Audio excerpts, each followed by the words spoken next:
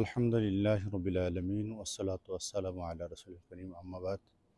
সম্মানিত দর্শক শ্রোতা, আজকে আমি আপনাদেরকে নিয়ে আসছি আম্মাজান হজরতে আয়েশা সিদ্দিকা রাদিয়াল্লাহু তাআলা আনহা মসজিদ।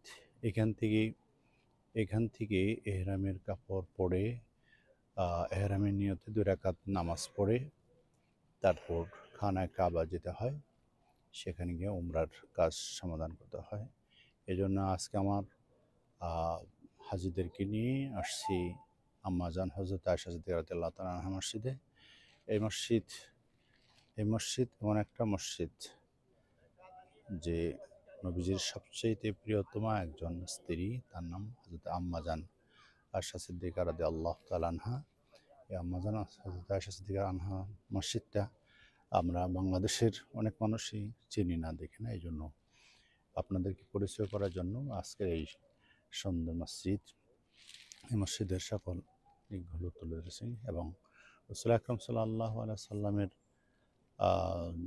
জীবনের সবচেয়ে প্রিয়তম স্ত্রী ছিলেন আম্মাজান হযরত আয়েশা সিদ্দিকা রাদিয়াল্লাহু তাআলা আনহা, এবং মহিলাদের মধ্যে সবচেয়ে বেশি হাদিস বর্ণনা করছেন আম্মাজান হযরত আয়েশা সিদ্দিকা রাদিয়াল্লাহু তাআলা আনহা।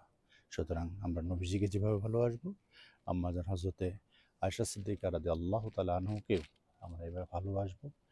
এবং শুধুমাত্র ভালোবাসা থাকবে আমাদের একটাই, আল্লাহ এবং আল্লাহর রসুলকে সন্তুষ্ট করার লক্ষ্যে ভালোবাসা। আল্লাহ তাআলা আমাদের সবাইকে কবুল করুন। আল্লাহ আমাদের সবাইকে হেদায়েতের নূর দান করুন। আসসালামু আলাইকুম ওয়া রাহমাতুল্লাহি ওয়া বারাকাতুহু।